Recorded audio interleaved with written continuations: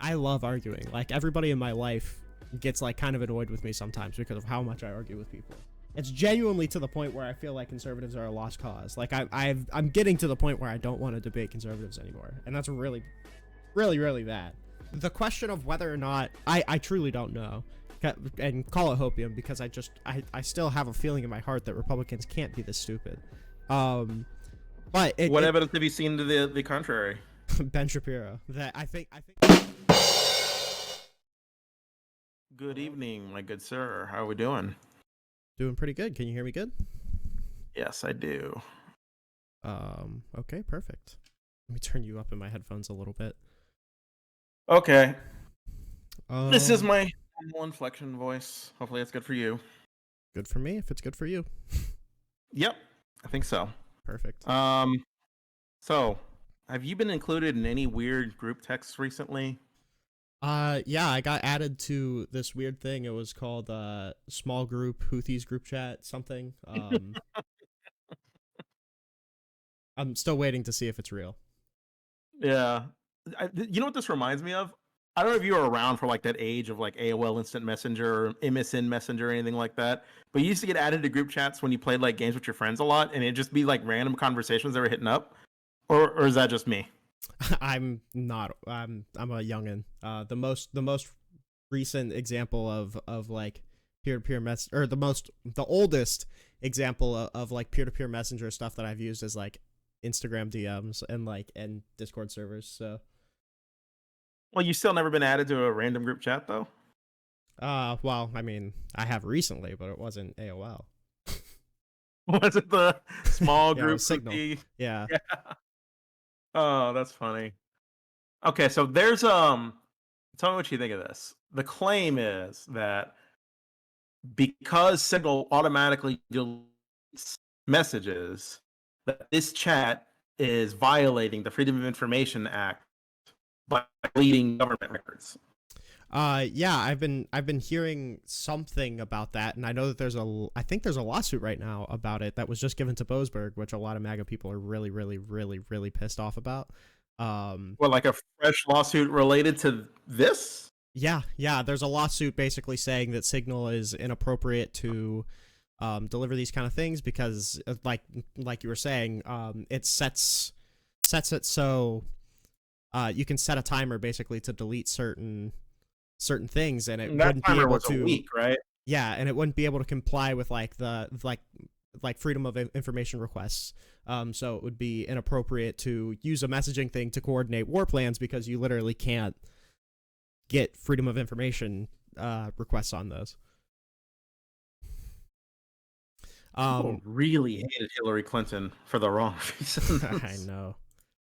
We owe that poor girl an apology. I'm glad that at least, I mean, like, listen, I'm a youngin, you know. I got into like actually paying attention to politics in like 2020. So all of the Hillary Clinton email stuff, the Benghazi stuff is like a little before me. Oh, but if you want a quick refresher, I can give you what it is. yeah, sure. Hillary Clinton had her own private email server, which she allegedly kept classified files on, but it was never hacked. Nothing ever got out. Nothing like that. Just the scandal was that she had classified information on her own private servers. That was the scandal. Yeah, I mean, Like here, where I think that's we text uber. classified plans to a dude. Yeah, it's uber ironic considering the Jack Smith indictment on the classified documents retention from Donald Trump, and obviously Yeah, like who doesn't keep that coordinating shit in attacks their on the Houthis through Signal. Yeah.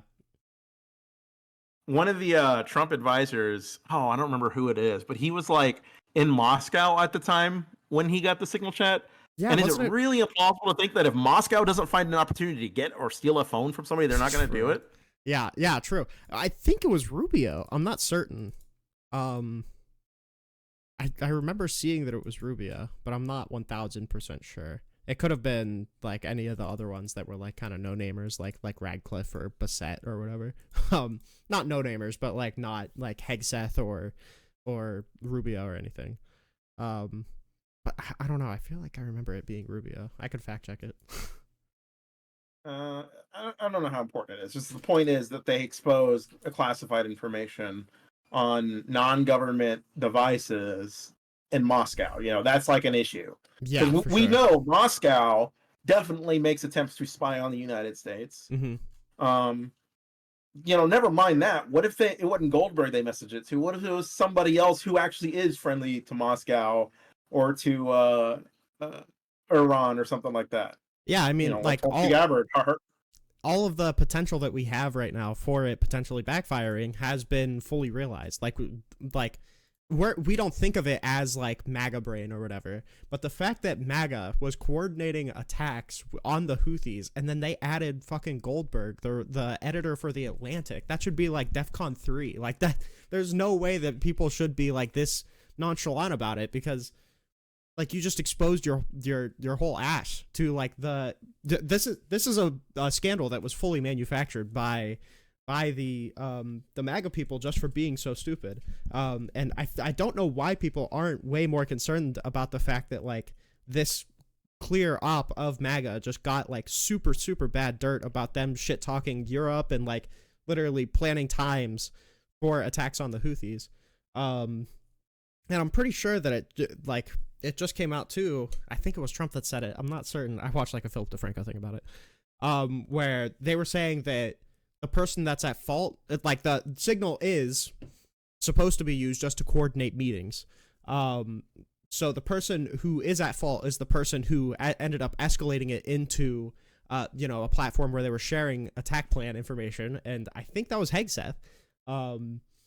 So yeah, I don't know. I'm really excited to see how this plays out, but the potential for harm has already been fully realized. Like attack plans just got leaked like 2 days after they happened.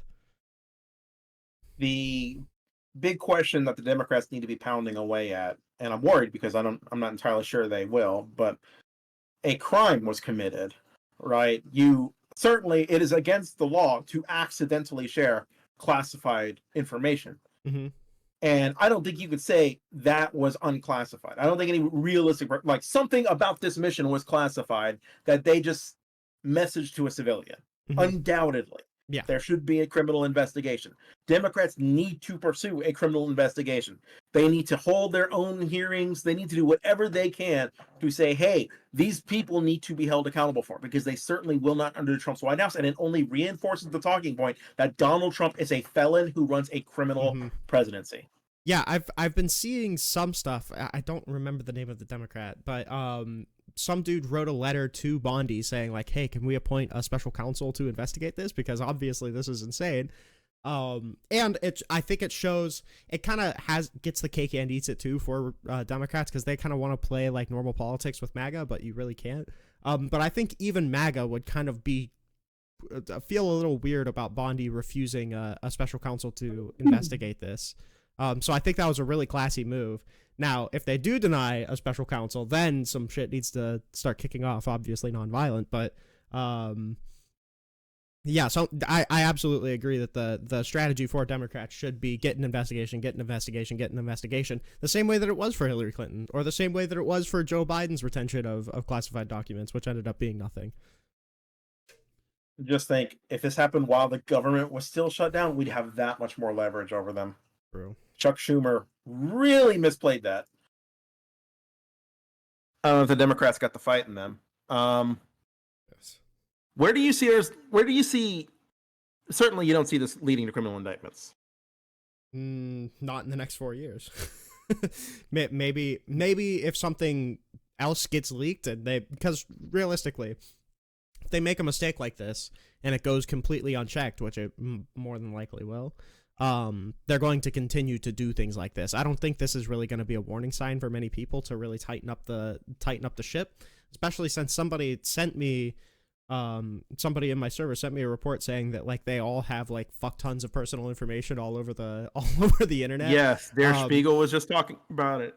Yeah, so something tells me that they're not going to clean up the act. So I mean, for this particular thing, do I think there's going to be indictments? Probably not. But there is definitely potential for indictments if they fuck up way worse, which I don't put it outside of the highly qualified hands of Pete Hegseth and Tulsi Gabbard. I'm not as optimistic as you are. So we've got we got essentially a hostile takeover of government by the Republican Party, right? They've hollowed out every agency and fired something over like 50,000 federal workers. They've issued like MAGA questionnaires. They're clearly trying to shape a culture within government that is lenient to them. They've defied courts already, and the party has not pushed back against it. Congress has not pushed back against it, right? One branch of the government is watching another branch of the government violate another branch of the government, and they're talking about helping him. Well, yeah, all three branches are controlled by Republicans. Not only this is a coup. Not only letting it happen, but also like giving them the ability to do it more. Like the Supreme Court ruling that the president has criminal immunity was like a completely insane thing that just gave so much power to the president. Or Johnson coming out and saying that, you know, all of the district courts were made by Congress, so we can start like fucking with them if they don't start ruling towards Republicans. Yeah, it's really, really, it's definitely really, really scary. My one thing that gives me a little bit of hope is that like what we're seeing right now is a very Nixon-esque presidency, obviously to a different level and to a different degree because, you know, everything's so easily communicatable, and honestly these people are not nearly as competent as Nixon's cronies. So and after Nixon came out, we saw like a big strengthening of our systems so they can ensure to keep working even after the threats that Nixon had towards them. So if I'm being super, super optimistic, it's possible that even after all of this, I don't think Donald Trump's going to destroy the government in 4 years. I don't think really anybody would be capable of destroying the government in 4 years. So it's possible that after he tries, I mean, realistically, everything that Donald Trump is going to get done is going to be through executive order, and the only thing that's super easy to get rid of in our government is an executive order. You just have to sign another executive order. So I think like 90% of it's going to be reversible. Like we're probably going to get pieces of legislation passed that kind of dumbs down the power of the presidency, like we got with the Impoundment Act after Nixon. And the cultural damage, I think, is going to be the biggest part, but I think that's mostly already done. I've had like a ton of people arguing that we should overturn Marbury. The question of what we should be doing to change the culture or fix the culture that MAGA has created is a really, really complicated question. But I think that in terms of governance, we'll be okay. Oh God, I wish I was like. I think you were on that hopium, bro. Partially. Let's reconsider where we're at. We've got a Republican Party that's violating court orders with a Republican base that is supporting them after a Republican president tried to stage a coup in 2020, and they've shown they're with him every step of the way. Still, like they've still not crossed the line. American citizens have been deported, still not crossed the line, right? We're seeing a Republican Party that's getting more extreme in its rhetoric, in its appreciation of violence, and its belief in conspiracies to undermine institutional power, that institutional checks and balances that stops one party from just running a dictatorship. We've seen the president himself declare a dictatorship. We don't live in a country where the Republican Party really wants to live with Democrats in any meaningful way. And, you know, how 10 years, 20 years, 30 years, this trend of authoritarian strongman is not changing until something comes to a head. This is different than Nixon. Nixon did not have the support of the Republican Party for his actions. For sure. Right? He was widely condemned for it. This Republican Party reelected a guy who attempted a coup. There are no standards. They want power above all else. Yeah, I mean, I definitely say that it's not 1-to-1 to Nixon, because obviously Trump has already tested the waters way more than Nixon has, and Trump's already tested the waters more in 3 months than Nixon did in 4 years. And, you know, the question of whether or not, I truly don't know, and call it hopium, because I still have a feeling in my heart that Republicans can't be this stupid. But what evidence have you seen to the contrary? Ben Shapiro, that I think a lot of them are selling out because they don't either want completely canceled by like the 30% of MAGA or completely primaried out of their positions by people like Elon Musk, which is effectively the same thing as like blind partisanship. But I think those people are a little more fickle and are a little more willing to like go against him. Look at like Mitch McConnell coming out and like sucking him off, but then still, signaling his favor for the impeachment, even though I don't think he ended up voting for the impeachment because he said that you can't impeach a sitting president, but or a non-sitting president. But like the signaling for the support, I agree that it's probably going to need to come to a head, which is a really big problem. But I don't remember who said this, but it was that it's a very American thing for for big things like this to be cause for like the end of the country or whatever, or like even a civil war to be the end of the country. It's probably not going to be the end of the country. It's obviously going to be really, really bad. And I agree that it's already really, really bad. I mean, I don't know if it's the first time in American history, but like one of the first times in modern American history that we've been challenging the other branches of government this hard. I don't know. I think it's going to come to a head, which is going to be a really big problem. And I think these 4 years are going to be extremely difficult for people on the left. But at the same time, primaries are right around the corner. Donald Trump is already boasting record low unpopularity levels. The only people that are really super coming out in favor of like super MAGA policies are the people that already were beforehand, that were already signaling for the authoritarianism, like Marjorie Taylor Greene and Jim Jordan and Johnson. This is an anecdotal example, but I have somebody that's like in my close personal life who is a Trump supporter for all intents and purposes. I talk to them a lot. He always defends Trump in a particular circumstance. He defends Doge. He defends January 6th. He does all of this just because he doesn't view it as that big of a priority. But when I was sitting down with that person, he brought it up out of nowhere. He was like, I'm not too big to admit when I'm wrong. Trump's got to listen to the courts. And at least it gave me hope that maybe like the standard Republican electorate just needs some time to come around.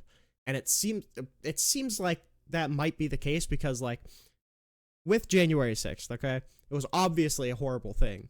But also part of the reason why people don't view it as that horrible of a thing is because the Capitol riot itself was bad, but it wasn't career-ending bad. The electors, the actually trying to get election results thrown out, the provably lying about election fraud, that's career-ending bad. But most people don't know about that. I think that 90% of the American electorate couldn't tell you what an elector is, which is an issue in and of itself. But I think with the huge career-ending bad issues that Donald Trump has had, it's on stuff that is kind of hard to wrap your head around. Especially with January 6th, it takes like 30 minutes to even explain all of the ways that was bad. Whereas like ignoring a direct court order is very surface level bad. And I think I have seen a lot of Republicans either double down and say that we should overturn Marbury, which is fucking, that would be country ending. Or I've seen a lot of them actually come out against Trump and say, okay, this is going a step too far. The only one I saw come out against that was John Roberts, who made a very tepid response that didn't even mention Trump at all. Donald Trump's greatest ability is not his ability to command media attention. It's his ability to be graded on a curve for what he does. Yeah, for sure.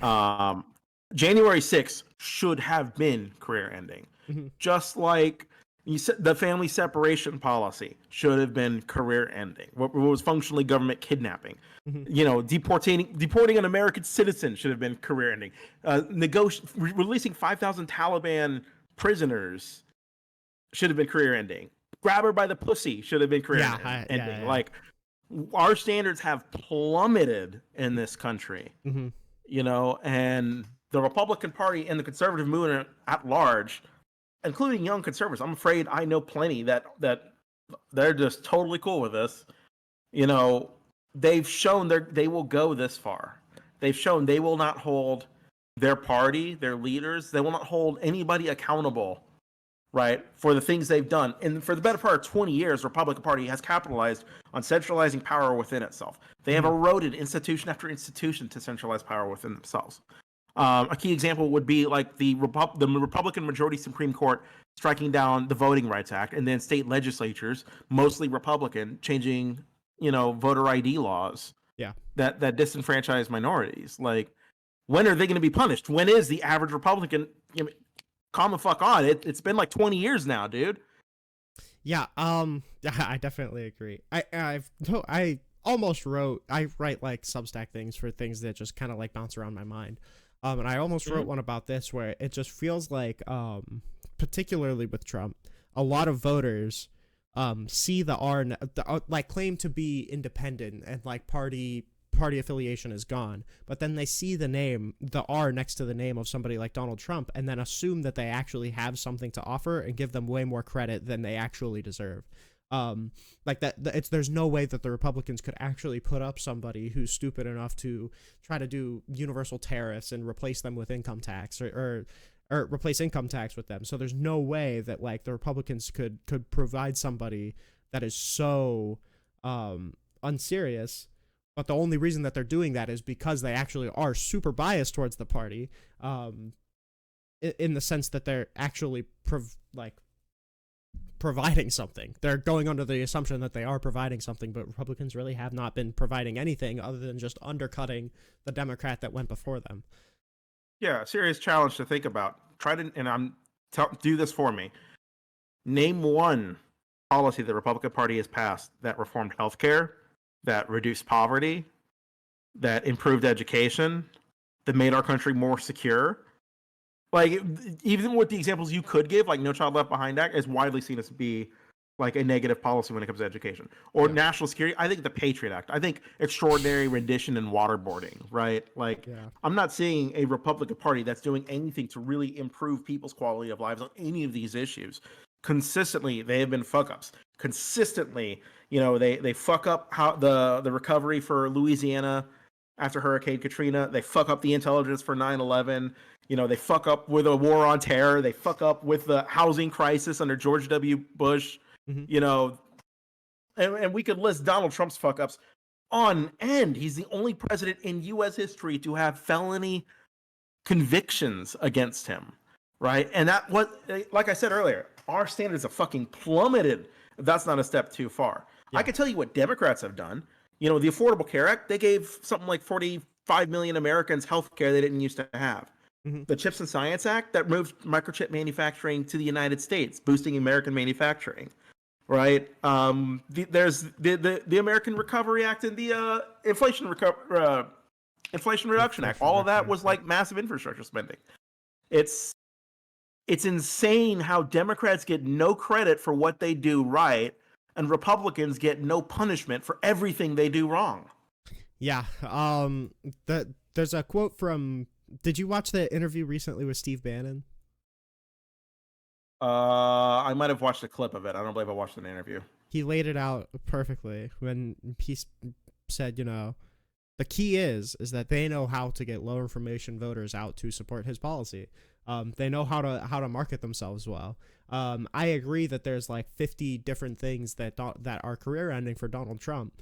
But I think the combination of Republicans knowing how to market specifically very well to stupid people, and stupid people kind of becoming more commonplace right now, is a big reason why these aren't career enders right now. That and like, when you create a media environment as Donald Trump where it's like, okay, you can't trust the Democrats. Obviously, they're all liars. They're crooked like Hillary Clinton. And then you also can't trust the media, because they're all crooked and they're just arms of the Democratic Party. So is the FBI. Yeah, you can't trust the other Republicans that are running against me because they're just trying to get me out of the primary because I'm anti-establishment. You can't trust the establishment either, like the DOJ, the EPA. They're all like just like career bureaucrats and they're all super partisan. And then we get to like, and then we get to like, you also can't trust the courts, because they're all arms of the establishment, and you can't trust. Who does that leave us to trust? Yeah, it's all Donald Trump, but he did really well in 2015 to now, basically slowly drip feeding to Republicans that they can't trust anybody but Donald Trump. I don't even know what to do about that assessment. Like, I can't count on two hands the amount of times in debates I've been told like, oh, you really trust that judge? You really trust the jury? like these activist judges are a threat to the democracy. It's I don't know how to adjust to the new strategy here. The most activist judges in history have been the best judges. Our rights have expanded the most under the activist judges of the Warren Court. That was called activists for giving us, Miranda rights and due process rights like that, right? Same with abortion, Roe versus Wade. If you want to, I don't agree that it's the result of an activist judges, but even if we do, the majority of the country supports it. Yeah. And there's an argument for constitutional right to privacy. There's no reason not to interpret this is a valid way to interpret the Constitution. Mm-hmm. Every time our country has made improvements, it's when you've had activist liberals in positions of power, and every time our country has become worse economically, from a national security standpoint, right, on the global stage, everything, it's been under Republican rule consistently. Yeah. Like we left, it's so weird. I remember during the election in 2020. I'm sorry. During the election just last year, mm-hmm. Are you better off now than you were 4 years ago? And 4 years ago, we were like all locked in our house, scared. Like scared as shit. Like, what do you mean? The economy was good. My ass. We needed like a stimulus package. Yeah, there's don't you remember getting a check, bro? There's no better thing to illustrate this than the past 3 elections. Like Donald Trump, literally in his first year, what did he do? He stole a bunch of land so he could build the wall, which didn't really affect immigration. He passed the Tax Cuts and Jobs Act. I guess that was okay. I don't know. Really he did a lot of executive orders, and then Biden comes in. He passes the Infrastructure Act. He passes the CHIPS Act. He passes the Inflation Reduction Act. We see inflation coming down after this giant pandemic, due to a bunch of federal spending to prevent a recession. We're seeing like a cool shift into exploding green energies. And then Trump gets back in the office, and so far we've done a bunch of executive orders. He fired a bunch of people. We've stopped spending money on cancer research. That's what we've done. Yeah, it's like all of the huge blockbuster achievements that have happened over the past 10 years have been under Joe Biden. Under Democrats consistently. Even the Infrastructure Act was something that Trump was trying to pass for 4 goddamn years. He wanted the Infrastructure Act passed. He could never do it because Donald Trump is a famously and super hyper clearly bad leader. It was so crazy because he gave the speech to the joint session. Presumably, if you're giving a speech in front of lawmakers, it's to try and convince lawmakers to pass legislation. Presumably. I mean, I don't think that's too big of a stretch. I think the only piece of legislation that Trump proposed in that speech was re-upping the Tax Cuts and Jobs Act, and then the rest of the fucking half of the speech was dedicated to criticizing Democrats. Like, what a fucking horribly ineffective leader.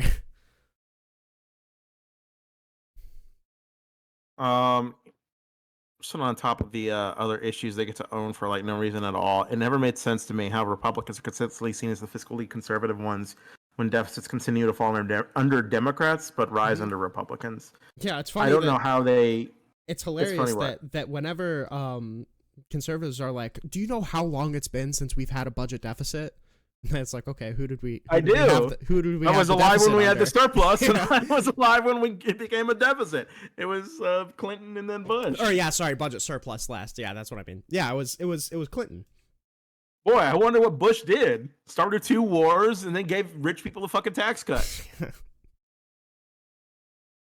That ballooned the debt. Then he fucked the economy. So there was the housing crisis, right? The failure to regulate subprime mortgages, which, there can be some valid reasons why they failed to regulate it. But that failure led to the 2008 crisis. Got to spend a lot of money there to rescue the economy. Mm-hmm. The Recovery Act bailouts, the deficit keeps exploding because of the Republicans. Every time it goes down, it went down. What's the saying? It's like the Republicans fuck everything up, and then they vote in a Democrat to fix everything. But then because we didn't make any progress, they elect another Republican to fuck everything up. What it is yeah, good times create Republicans. Republicans create hard times. Hard times create Democrats. Democrats create good times. That's what it is. True. Yeah, I don't know. The task of traversing, because I've said it already. Like I do a lot of debates. I talk to a lot of Mhm. conservative people, and seeing like the talking points slowly devolve from like, oh well, don't you think that giving tax cuts to the upper echelon will like trickle down the money? And that's like a stupid conservative argument, but it's like a conservative, at least like an entertainable conservative argument. Like we can actually debate something there. Now we're at the point where it's like, okay, well, Donald Trump really like should he actually be barred for like 2 terms? Don't you think that if the American people want him, he should be able to run for a 3rd term? And like, do you really think that a district judge can withhold like executive action? And it's slipped so far towards like, if anybody were asking these questions, even under Trump's first presidency, you'd be laughed out of the fucking building. I don't know how in 4 years we've devolved so hard. Or I guess in like 5 or 6 years. It was gradual, it was institutional, and it was never punished by the voting base. It was never punished by conservatives. Barack Obama broke a lot of the conservative mind, a lot of the conservative brain. It's one of the reasons why John McCain's a pariah now in the Republican Party, True. and Donald Trump is their God saviors, because Donald Trump was racist to Barack Obama and John McCain wasn't. True. Then there's the submission of the media, which it's been afraid of charges of being biased. It's been afraid of lawsuits for libel, or the aggressive use of the court systems from Republicans. It's scared, and it's in a state of like panic for the better part of so many years. They've lost the faith and trust of people. And they've never coalesced around a coherent message about Trump. In fact, arguably in 2016, they kind of rewarded him with the presidency. They tuned into his rallies a lot. There was never a coherent explanation that this guy is a fascist, right? Because from day one, Trump was saying like, we're going to bring back torture. There's never a history lesson that, here's what the economy did under Barack Obama. Or there was, but it was never like, it's always done tepidly, as if Republicans have some valid point, like there's some co-equal argument, about the state of the economy. They never really have economic ideals either. Like I asked earlier, what have Republicans done to lower poverty, create jobs, name a thing that's not tax cuts? Because even the evidence for that is ambiguous. Yeah, I mean, not only that, but like, dude, and there were so many warning signs in 2016 that in hindsight were like, so the complete and total shutdown of Muslims entering the country was fucking insane. And that I still use that talking point, even though it was from 2016, because of how insane it was. And he just came out and said that in 2016. I can't believe that was like a thing that people let slide, or that honestly the grab him by the pussy thing was really crazy. I don't know why that's like how do people hear a statement like that and be like, oh yeah, this is who I want to represent me? The most Christian motherfuckers too. Yeah. And then I don't know if you've ever heard this quote, because I heard it the first time when reading a book about unitary executive theory. When this was 2019, so it was a couple of years later, but Donald Trump said that he has an Article 2 obligation where he has the right to do whatever he wants. That's fucking nutty. What, did he really say that? Yeah. I have the quote, I have an Article 2 where I have the right to do whatever I want as president. That was the direct quote. I can't believe that Hang that on, let me went. find that. Keep going. I can't believe that that's not something that was. It makes me question whether or not this is a new thing where we're just letting people walk off of shit, or if this was this was the plot the whole time, and if Obama really just broke people's brains that bad. Because yeah, like I sometimes think that like January 6th was the thing that like radicalized me. Like if had there been no January 6th, I probably wouldn't be as aggressive. But if I had the information I had back in 2016, I have a feeling I probably would be, because all of this is fucking nutty. It's insane. How old were you in 2016? Young. 7th grade. Well, holy shit, that is young. Okay, so you couldn't vote in 2016. Could you? But you could in 2020? Mm-mm. No. 2024 was my first election. Oh, congratulations! But I paid attention. Club here. Yeah, I paid attention in 2020 though. I struggle to get young people to pay attention for a living. So Yeah. I good on you. Um, I don't know. I'm trying to figure out where. So looking at where we're in unprecedented times. Looking at where we're going. Hmm. You know, we're in a scary future, and it doesn't feel like the Democrats really have a vision for where to go. We've got a Republican Party that doesn't really want to live with us. You know, that American citizens are deported, people are fine with that. Legal immigrants are deported, people are fine. People are turned away at the border for criticizing Donald Trump. I think if you asked a lot of these average Republicans on Twitter, hey, would you be okay with deporting people who criticize President Trump? I feel like they'd say yes. And I Yeah. don't think this Hmm. trajectory is likely to change anytime in the future. You know, we need a long-term vision as a party, and we're very, very bad about doing that. Yeah, I've I don't know what noticed. to do. I've noticed there's a really big Someone described it to me as like we have three different parties in a party for the Democratic Party. Um, the question of whether or not we go towards like the anti-establishment, like populist people like Bernie Sanders, or if we just double down on the Joe Biden shit, because the Joe Biden, I like the Joe Biden shit. Joe Biden was a really good president. The only reason that people don't view him that way is because he wasn't marketed that way. The real secret is they're both good. Yeah, I just we need to pick one of them to coalesce around. And that's the kind of a gift and a curse that MAGA can just throw away their principles and coalesce around a fascist. But it's not because I think they all genuinely want a fascist. I think it's just because they realize that the cohesiveness of their party is the only way to actually win elections, is the only way to, actually show power. And they're willing to make partnerships with people like that Russell Vought guy who wrote the Project 2025 shit, so they can stay in power.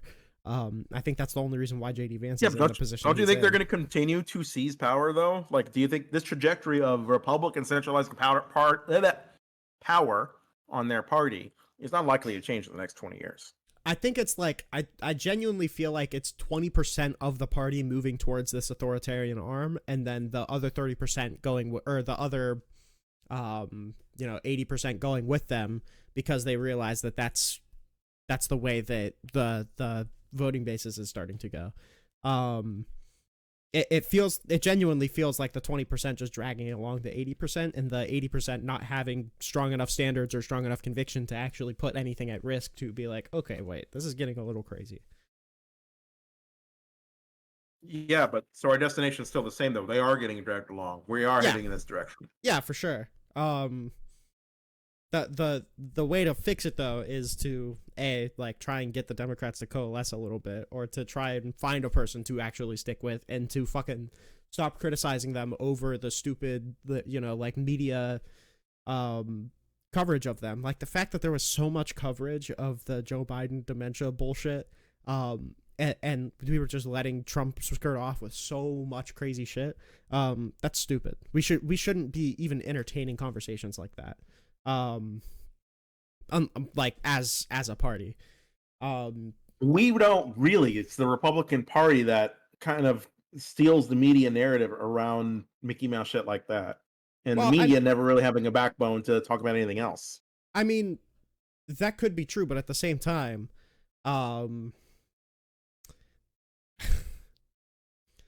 when I say Democrats, it's got to be more than just the Democratic Party. It's also got to be people who are just against tyranny. I think that generally the media is, anti-Trump, and that's good. It should be. It should also be anti-Hitler. But I don't know why they were giving equal time to, like, oh, Joe Biden fell up the stairs, LMAO. Look, he's got a little bruise on his forehead. Isn't that crazy? And also Donald Trump couped the government. But also Joe Biden said Byron instead of Biden when he was talking about his son. Isn't that silly? That's insane. I think priorities need to be set strong, and I think that we need to decide whether or not we're going the populist route or if we're going the Joe Biden route. I think both are attainable. I think both are decent. I would perfectly be willing to coalesce around somebody like a Bernie Sanders, even though I have my disagreements. And I just don't know. it's hard to break the precedence that Democrats have to be perfect in order for anybody to think about voting for them. And if Democrats aren't perfect, they're just going to go to the tyrants. I don't know what to do about that.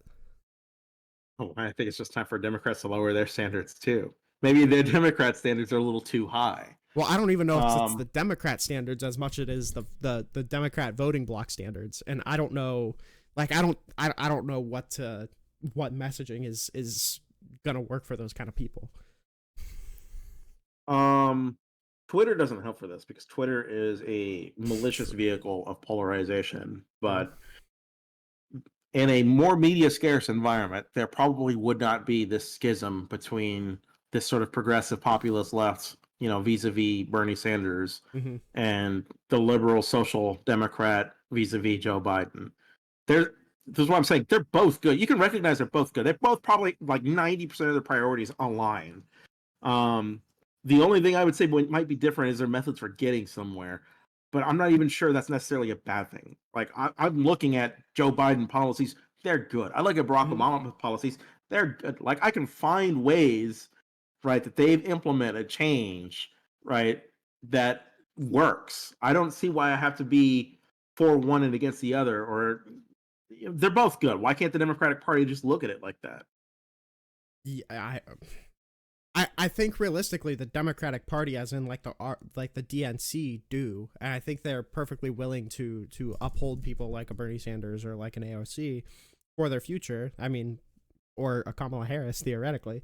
I think the problem is that it's just one. It's the question of if the voting base is ready to go as far left as like a Bernie Sanders, because I genuinely don't know if that answer is yes. And then the second question is, are the people on the further left willing to, cede not getting like worker cooperatives across the board in order to vote for somebody like Joe Biden? Yeah, man, I don't know. I have no idea. I guess when I look at here's what I think we have. I think we have a problem with proportionality, and that we're disaffected Americans, all of us are. And we're looking for something or someone to scapegoat. And I don't think the narrative that the DNC stood in the way of Bernie Sanders or AOC or something like that is necessarily a proportionate message to anything that actually happened. I don't think the election was stolen for Bernie Sanders or anything like that. I don't think there's evidence for that. I think the best you got is that Donna Brazile, text message town hall questions ahead of time to Hillary Clinton or something to that effect. Yeah. Super delegates didn't spin the vote. Hillary Clinton got something like 4 million more Americans, but we've allowed our own space as Democrats and leftists to have this. We didn't have a resolution of this conversation. We just had open antagonism that, well, the Democratic Party is out to undermine this socialist, class of voters that, they want a populist reformation to the Democratic Party, and they see any attack against that, as some sort of institutional undermining, when in reality, Bernie Sanders just lost. Yeah. Yeah, and I think something has to be done, and I saw it a lot in this election cycle and the last one. Something has to be done about the painting of and the Republicans being in power as anything that is acceptable to anybody on the left. The idea of not doing everything you possibly can in order to keep somebody like Donald Trump out of the presidency as somebody who holds left-wing ideals, is like not. I don't want to be too hyperbolic, but it's really, really, really bad. I don't understand how anyone of good conscience, for instance, can vote against Joe Biden on Israel and then give the election to Donald Trump, who's literally talking about conquering Israel and erecting a gold statue of himself there, and not giving Gazans right of return while they're rebuilding it as an American colony. Turning it into his own condominiums, the Trump condos. Yeah, Trump I don't Gaza. know how people can see that kind of plan and be like, yeah, well, you know what? Joe Biden just gives them too much money, so I'm not going to vote. It's should we not do everything we possibly can to avoid this future? I don't know why. I don't know what the disconnect is there. And I know that it was partially there in 2020 and 2016 too. I don't know. I think every vote that Jill Stein got is like an absolute abomination. How old is she now? She's been running since Barack Obama was president. Like, damn, give it up. Yeah. There was a crazy have you ever done like the deep dive into the Russia shit for 2016? No, a bit of it, yeah. How Russia hacked John Podesta's emails, put it to WikiLeaks, Yeah, so in the and Mueller launched a report, disinformation campaign and shit. the Mueller report basically stemmed off into a bunch of different indictments, and one of them was for this thing called the IRA, and it was called the Internet Research Agency. Yeah, Yeah. I read that indictment because I was interested, and like, dude, the parallels to the messaging from 2024 to 2016 of like, oh, I'm not going to vote for Hillary Clinton because she's allowing a genocide in Iran, and I need to vote for Jill Stein. He's going to start World War III. Yeah, it's like all of the talking points were the exact same, and it mind fucked me because I didn't know, like, okay, are these people even real? Like, am I talking to somebody made up or real. like? You know what Hillary Clinton's crime was in 2016? She said we should establish a no-fly zone over Syria while Bashar al-Assad was dropping barrel bombs on Damascus and and towns in Deir ez-Zor and like crazy shit like that. Like that was her, we should have. We should have absolutely established a no-fly zone. Mm-hmm. But people thought that would mean we'd be in conflict with Russia because, then we're gonna strike down Russian jets. Yeah. We don't need to do that at all. Like we operated in the same airspace over Syria while Russia was there anyway. Like our jets passed each other plenty of times. Mm-hmm. It's not like we see a Russian and our first instinct is to shoot them. A no-fly zone does not necessarily have to stop Russia. Yeah. And if the idea is that it can stop Russian strikes, I don't think they're going to risk it. They got their jet shot down by Turkey, nonetheless, during that entire conflict and did nothing to retaliate. Mm-hmm. But damn, people have no sense of proportionality. So when they think Hillary Clinton, they think, the Benghazi. Emails. Yeah, like this poor woman. She was an effective Secretary of State, too. And I think a big problem too is that like with the messaging against Trump, we kind of hedge just so we don't sound super extremist and kind of forget that Donald Trump is that extreme. Because when you think of like, Hillary Clinton, you do think like Benghazi emails, like actual scandals. And when you think Donald Trump, you think like, oh, orange. And he talks funny and he has small hands. It's like, you don't think like insurrectionist. You don't think like fascist, Did you ever see Stormy Daniels describe Trump's penis? Yeah. Oh, that's how I think from now on. I get that image of which she described as a mushroom burned into my head. Yeah, but like that kind of messaging and the fact that that's your knee-jerk reaction when you hear the name Donald Trump and not anything that actually matters, I think also does not the coup attempt, Yeah, to whitewash Donald Trump in a lot of people's minds. Unfortunately, that's what the Republicans are really good at doing. Like, dude, they're media machines. Well, it's because they have media machines and the Democratic Party just doesn't. Mm-hmm. Right? There's no Democratic Party equivalent of the Daily Wire. There's no Democratic Party equivalent of Steven Crowder. Yeah, but people have this like machination in their mind that there is that we do have. They control the media. Yeah. Right? Mainstream media is not biased in favor of Democrats. Gotta give anything for them to be. They're biased towards reality a lot of times, and Trump world is inconsistent with reality, so I understand why they might think that. Yeah, but it's not like they're doing it's not like they were pulling punches for Joe Biden or Kamala Harris on the campaign. No, they roasted him. They roasted the shit out of him. They were roasting the shit out of Joe Biden, and then when he stepped down, they were giving credence to that that dude who was on death row, that whole scandal with Kamala Harris, or like the slept her way to the top shit. It was.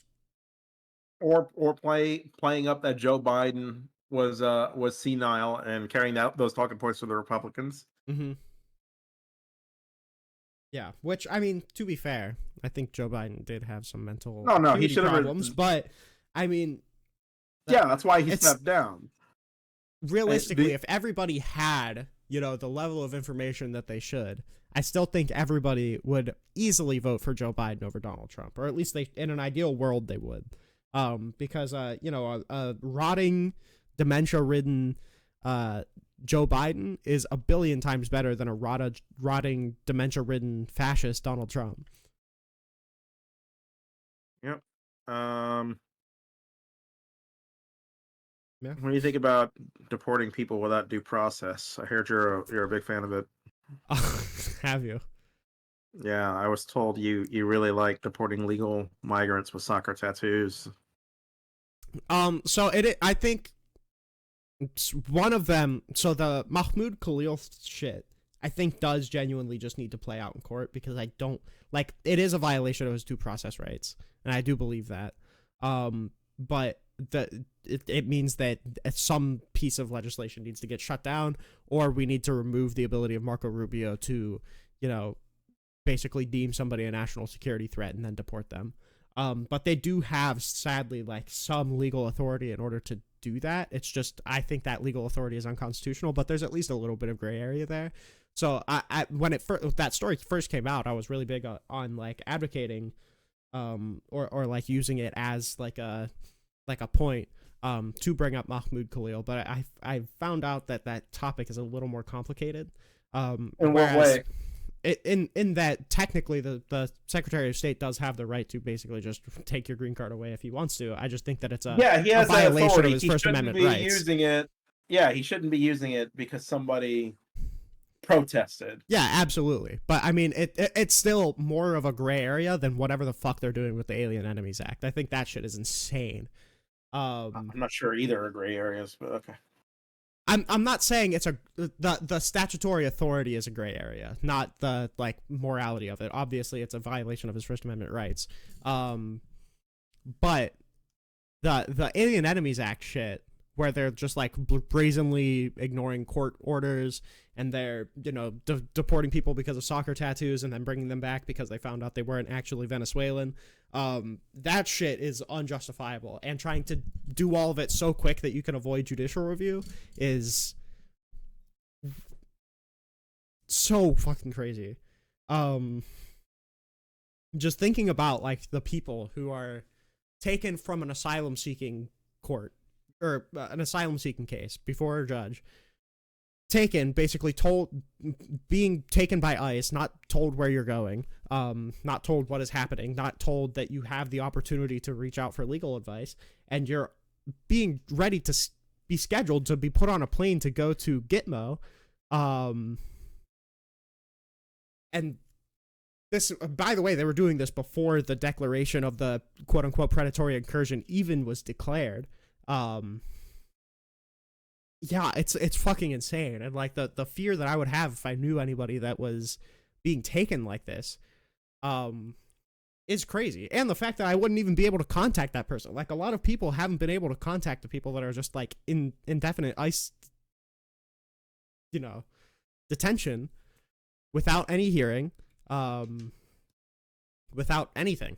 It's fucking nutty. And the fact that in court, Trump campaign lawyers are citing cases that literally explicitly provide the right to due process to these aliens, in order to claim that it's unreviewable. I don't know. It's the stupidest thing in the world. Yeah, I think it's probably like a forecast of like the worst things to come. We're only like 2 months in, I know. and you've got the federal government being injuncted like a record number of times with the courts. It just seems wild. The courts are issuing restraining orders against the government Well, you see, that's the judge's from fault. other government and from citizens of the country. It's like, hey, you can't just track, like there's this Korean student, there's like a medical student or something like that. She's lived here since she was like 8 or something like that. Mm-hmm. She lived here since she was a kid. Or fuck, it might have even been younger than that. That she had to get a temporary restraining order against the government because they were seeking to deport her. It's Yeah. wild that we're at a time 2 months into this presidency, Mm-hmm. right, where we're seeing the government having to be injuncted by another branch and then just floating the idea of defying it regardless to kidnap people who've lived in this country their entire lives. Yep. And to ship them out. Who in cases have every legal right to be in the country. Yes, consistently. Yeah. It's a common theme that they are people who have a protected status of some kind, and it's like, yeah, well, we revoked that.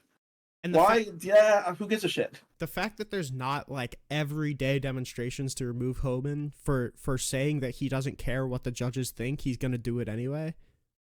Like, I don't. Why are the it's- Democrats it's asleep insane. on this? Yeah, I have no idea. I mean, I think they're just We trying need to be let having it play hearing out. after hearing on this. I think they're just trying to let it play out in court. But I mean, if Donald Trump and his administration is literally talking about ignoring the courts, then like, why are you letting it play out in the courts if you're not going to listen to them anyway? We should be having hearings on this. Democrats need to be in front of the camera saying, let's have hearings on this, on the Trump administration trying to defy the federal court system. I think it was a good step to actually have I think they were previously scheduled hearings anyway, but having the hearings on On Signal the signal breach stuff. I think that's a really good step, because seeing Tulsi Gabbard under oath basically being resorting to saying like, oh yeah, I don't know if I was on that chat, and then the person right next to her being like, yeah, she was on the chat. Like, we need to more aggressively pursue stuff like that. There are mountains. An American citizen was deported from this country because her parents were. She has brain cancer. She was deported. Why aren't Democrats in front of a camera talking about this? You know, yeah. There's so much we could capitalize on to make Trump's entire existence career ending that for some reason we just never do. The media environment is like, if I have to hear about one more transgender athlete, I'm gonna paint the wall with my brains. I can't take it anymore. Yeah. How are we losing to this? You know? It's mind-boggling to me. I have no idea. I also thought, you know, in this election, I was like, there's no way that they could vote for him, right? And then they did. Nope. You thought wrong. He didn't even have to primary. He literally didn't show up at a single debate, and people preferred him. It was insane to me. They want a king. That's what they want. That's what the Republican Party wants. They don't want democracy anymore. Yeah, Trump literally came out and called himself a king, and they're fine with it. Our country's cooked, my friend. I still don't think the country's cooked, but I think these next 4 years are going to be really, really bad for a lot of people. How about the next 8 years? You realize you could lose in the next 4 years. It's possible, but that's a bridge we've got to cross then. But I mean, hey, maybe Donald Trump runs for a third term, and then our elections are over. Like he's already floating, doing? Yeah, and then the country's cooked. But I've still got a little bit of hope. I've still even got a little bit of hope for primaries, which will pretty drastically reduce Donald Trump's hand and shit. I think Donald Trump is feeling kind of emboldened with Johnson coming out and saying like, "Oh yeah, we can control the district courts." Without that level, I give anything to have your optimism, my guy. Yeah, listen. That's the only thing that's keeping me kicking. You know, you got to be a little optimistic, okay? I just do psychedelics. You've gotta. I mean, obviously, you should fight everything that is a violation of your rights. Obviously, but there's some saying where it's like pessimism does nothing.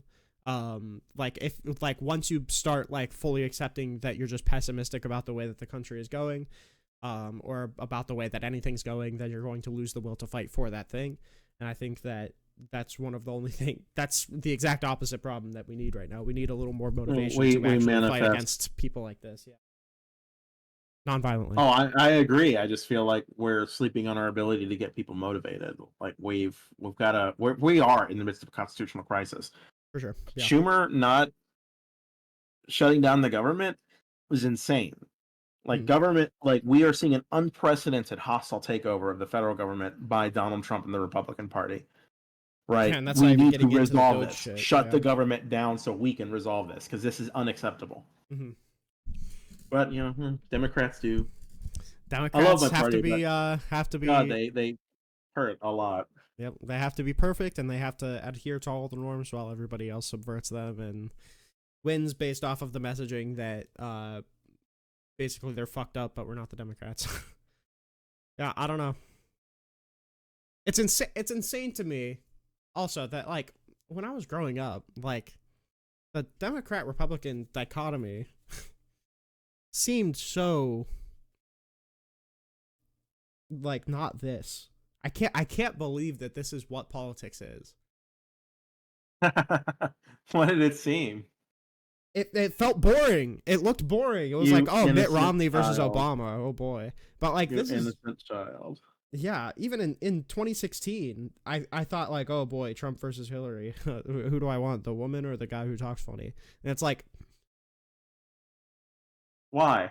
Why can't y'all pay attention? What is it about yeah. young people? Well, I was in 7th grade, so I didn't really understand it. I expect more from my 7th graders, my friend. Maybe we need to start expecting more from our 7th graders. That way, like, they don't Maybe. become dipshits when they're 18 and are like, huh, who do I want, the woman or the guy who talks funny, you know? Yeah, maybe. Yeah, because genuinely, I think a lot of people in 2025 basically came down to that. Yeah. I can't believe this is what it is. Yeah. Like I said, I'm just worried about the long term.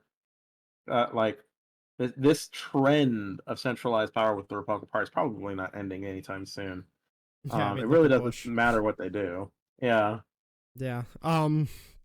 Potentially, but the I think the only thing that gives me hope is that it feels like even under Bush, they were a little more like, like procedural about everything. Here they're showing their ass so hard and just wanting to be a king, and I have a feeling that it's going to result in some sort of pushback whenever they not even whenever, it's already resulting in some sort of public pushback. It just needs to be stronger, which I think it probably will be once Trump has time to ruminate with everybody. People forget that like coming out of 2020, Donald Trump was a historically unpopular candidate. Assuming that Trump doesn't leave us with another COVID-19 type pandemic where we have to spend 4 years fixing all of the mess. I don't know. But this has potential to be a tipping point. It just has yet to be seen if it will be or not. Yeah. Again, I'm not. It's I'm not so optimistic. sure. I think the country's going to persevere for a bit, right? Mm. It's just long term problems. Yeah. Fuck, I was going to ask you something and I completely lost the thread. There was something you said I wanted to respond to. I'm trying to remember. I give up. That's okay. I'm sorry. That's not a good showing. Well, if you think of it, I'm easily reachable. So if you ever want to bring it up in a different conversation, we can. Yeah, I mean, the worst part is going to hit me when I'm like reviewing this. Like, Yeah. and then it's going to be like the whole stream's got to reset from there. It's okay. How long you been streaming for? That's a hard question because I started in 2020-ish. I got into like the Twitch politics scene. I never got like huge or anything, but I've talked to like some kind of decent people, and then I took a big break in basically the election off year. So around like 2022 to 2024, I just kind of stopped streaming. And I gravitated back towards it. I came back in 2024 for the election. But prior to like in that 2020, like when I was first beginning, I was way too lazy to actually engage with politics meaningfully. All of it was just like stupid culture war conversations about like xenogenders or whatever. And now I feel like I'm a little less lazy about reading things that are actually important. So, I think this time's a little different. I think I've matured a lot over the 2 years. So I basically consider like the start of like actually taking politics seriously and, streaming, taking politics seriously, as 2024. Yeah.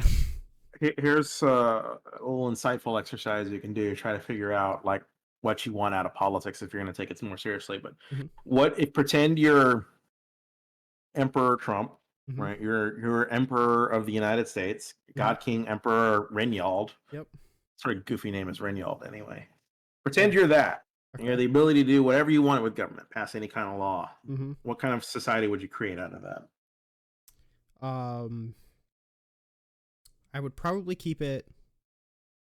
I think capitalism is a good way to produce innovation and run an economy with more social safety nets, obviously, to make sure that people who aren't as fortunate to have the sort of opportunity that some others have aren't just like rotting on the side of a road.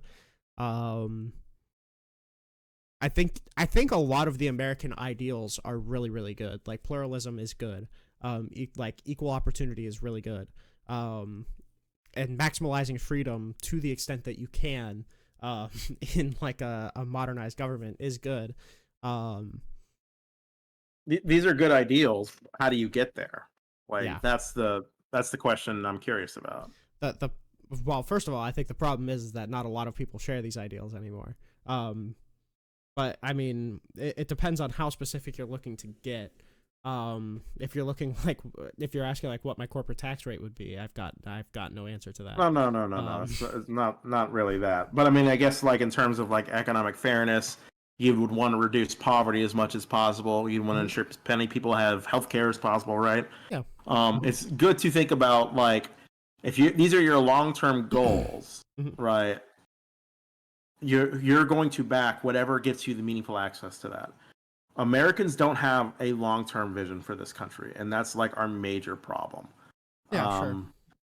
You know, our whole motto last election was "We're not going back. We're getting dragged back." You know, kicking and screaming. We are going back, right? We need to chart like a confident course here, and unfortunately, we don't have the same religious element that Republicans do.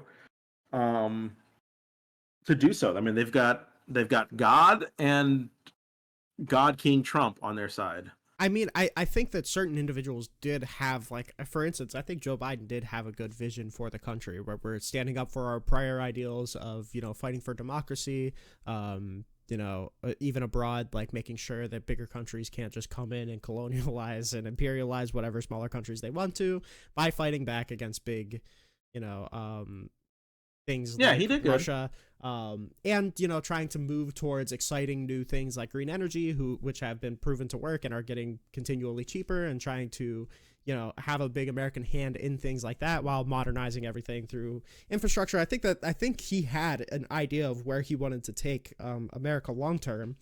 The problem is that one, due to natural reasons like his age, he wasn't able to realize that goal fully. And because, you know, we're shackled with trying to do all of this coming right out of a global pandemic, it's a little hard to keep the voters on your side through doing that. But, I mean, I think Joe Biden, more than probably Kamala Harris, had a vision of where he wanted to take America. I think that vision would be good and pretty popular had he had the 4 years without, you know, like the record inflation. Yeah. You believe in God? No. Yeah. Were you always atheistic, or just I was never brought up as a theist, so I mean, and also technically, you know, if you want to be like a terms bro, like I consider myself an agnostic because I just don't want to deal with the baggage that atheism necessarily brings. That's kind of a coward's way out, isn't it? Yeah, I can't claim to have any information about it, so I mean, I don't know why I'd try to speculate as to whether there is or isn't. But I was never raised as theistic. I was never given any convincing arguments as to why I should be theistic. You'll burn for all eternity if you're not. Yeah, true. Pascal's wager. that don't convince you. I don't know what will. True. But yeah, it's just not something I was brought up with. Oh, yeah. Okay, well, never mind. I was going to bring up an apocalyptic vision for the world by referencing ISIS, but maybe I shouldn't get that graphic. Yeah, I don't know. So, to segue back to Trump, the whole reason I'm like bringing this up is it's almost like a religious appeal to like an apocalyptic point in America. Like we're on a societal precipice where, you know, we go left or we go right, whatever direction we're charting, or it's going to be a fundamentally different America from here on. That we're probably not having normal elections again. You know, every election is this was stolen, this was rigged. Yeah. How many more January 6th are going to happen? Yeah. But what crazy times. Yeah, it's pretty wild. And like I said, I mean, like January 6th, like actually learning about everything that happened there that wasn't just like the raid at the Capitol. Really, it's wild. That didn't get. Why doesn't that motivate voters? I don't understand. Why does that should have been a career-ending thing monumentally, and it wasn't. Why have our standards fallen so? I think Why have we allowed them to fall so? I genuinely think it's because conservatives were really good at minimizing the January 6th stuff as just the attack on the Capitol and then comparing just that attack at the Capitol to the BLM riots. I genuinely think that's why it was so effective in like whitewashing January 6th, is because no one knows what an elector is. No one knows who Enrique Tarrio is. No one, fucking knows how the electoral votes in America are counted. No one knows about. But they know Trump any sent a pressure mob to campaign. the Capitol building. They do know that part.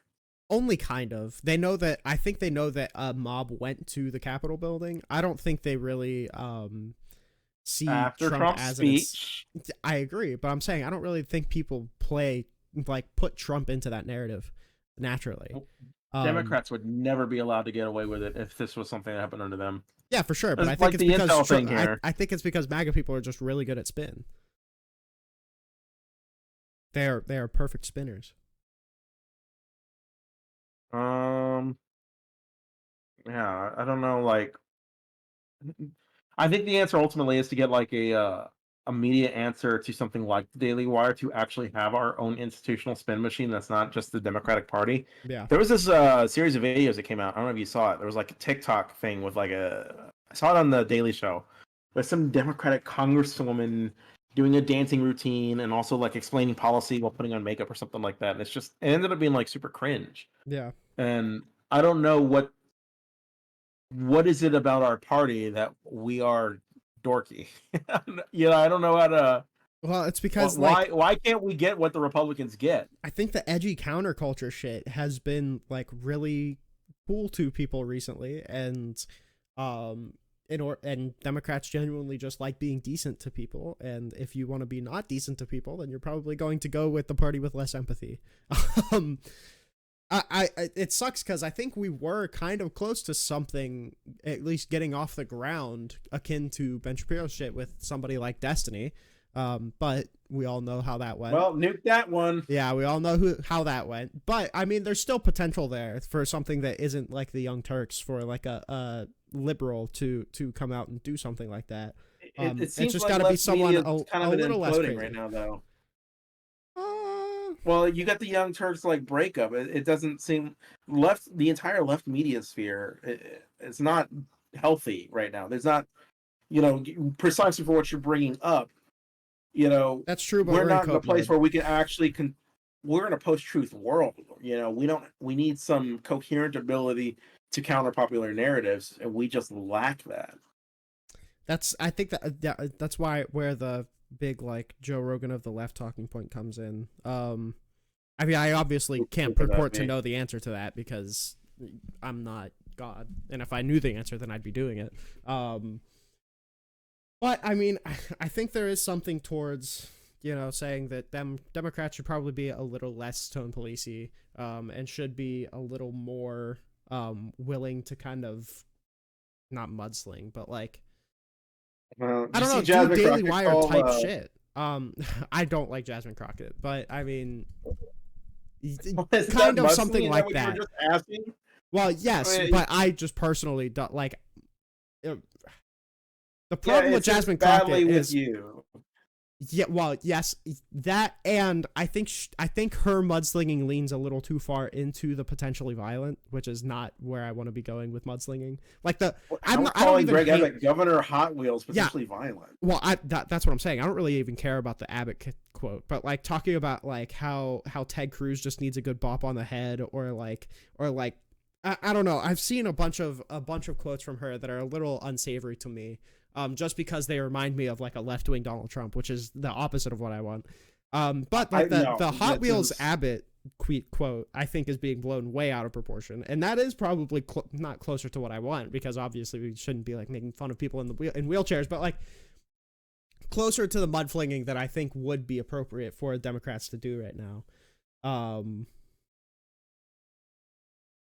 I mean, that's the Republicans make fun of Democrats all the time. Yeah, I agree. Nobody gives a shit. Like, that's why I'm not like super outraged by the Abbott thing, but it's like specifically with Crockett, it seems like there is like a kind of twist that I don't like with her kind of messaging. Yeah, I'm about to, I think this is just not to say that you're not holding two standards. You're certainly consistent, but I mean, like, this is kind of the double standard I'm talking about, where she says Ted Cruz needs a bop on the head. And I take that as like, for sure. I grew up on the southeast side. My mom talks like that. Yeah, it's different from saying that like trans people need eradicated from public life. I'm obviously not saying that her rhetoric is comparable to Republicans. I did say that about her feeling like a Donald Trump thing, but that was just a rhetorical thing for me.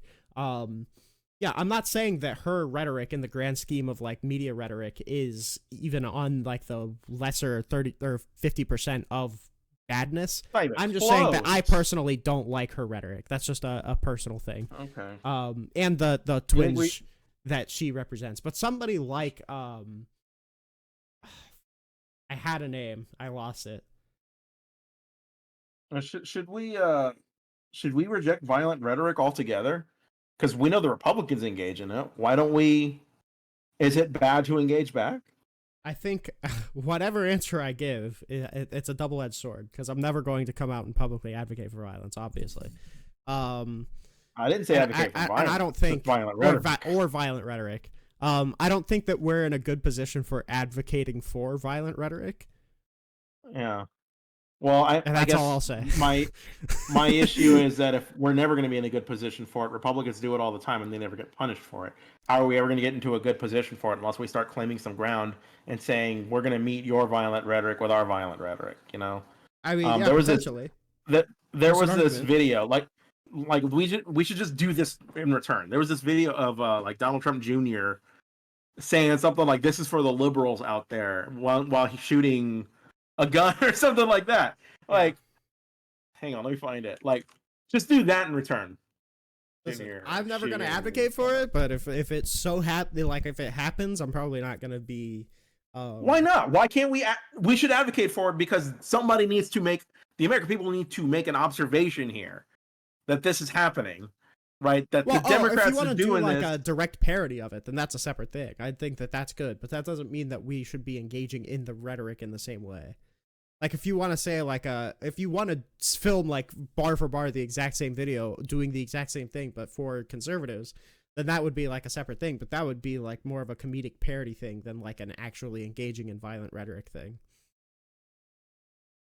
But also that would be like a calling it out when it happens kind of situation instead of actually endorsing it. It doesn't matter if we do. Nobody takes Democrats seriously. Republicans never get punished for it. So why, if that's not going to happen, I guess I just don't understand. Why do we never match their fire with our fire? Why do we always have to like take a high road and uphold the norms and abide by decorum? Like Al Green got censured for shit that Bo Burton and Marjorie Taylor Greene did. To be clear, I think that the adherence to public decency is what makes Democrats exceptional. But with the Al Green thing, I think that was obviously unjustified. He should not have been censured. That was complete and utter bullshit. That's Democrats being too pussy to actually come out and actually do anything. I think that's a problem. But I don't disagree that it makes Democrats exceptional. The issue is it doesn't make Democrats electable, right? That voters don't give a shit. That's true. And Republicans, I've only gotten more extreme. But if I'm here to talk about like what my ideal is, then I'm going to, say that's probably not good for us to engage in this. I wish we could all get along. If we're talking about like practicality for electability, I think it should probably be a no comment kind of situation if you're advocating for violent rhetoric. I think that being seen as a Democrat advocating for it would be bad, but if it happens, if you're catching my drift, okay, don't come out and like be super opposed to it. Gotcha.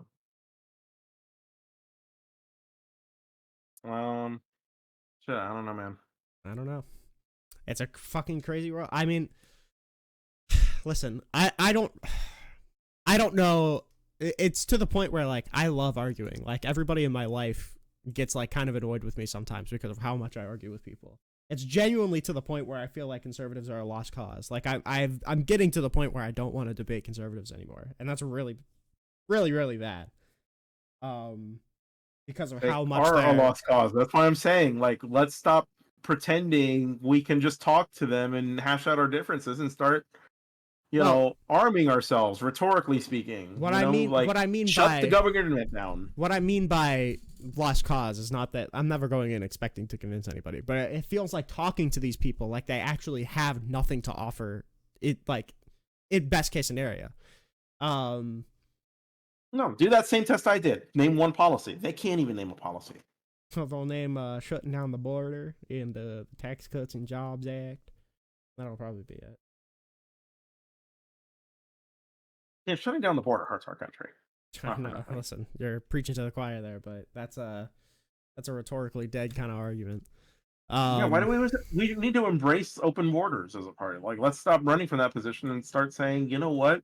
We want an immigration reform system that makes it easier to immigrate legally because we want people to come here.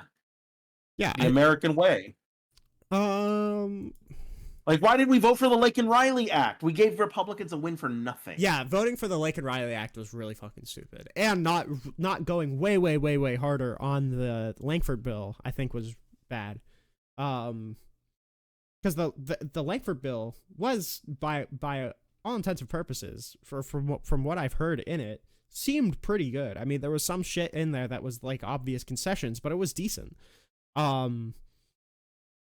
Yeah, it sucks that we gave so much ground on that, and that Democrats aren't fighting for that bill still, because it just felt like politicization, which is stupid. Yeah, whether or not I think that we should come out and say, like, explicitly, like, yeah, open borders.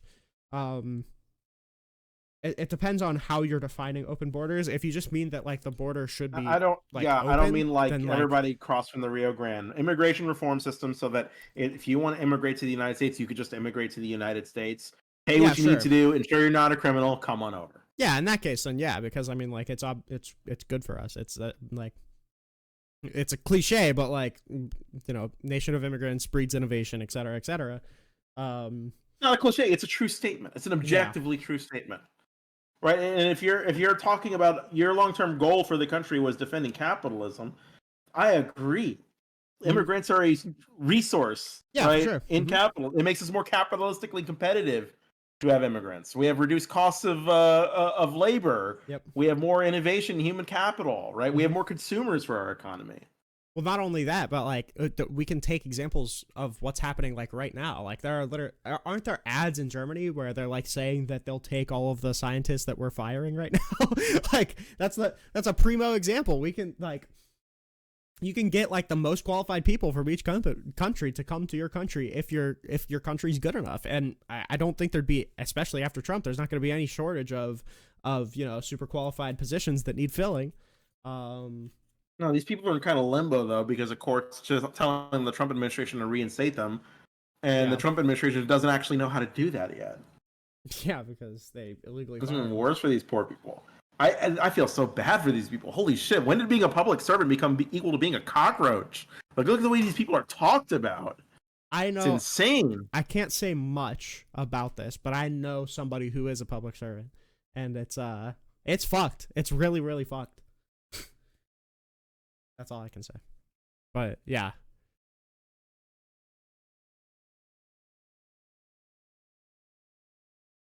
Yeah, I don't know.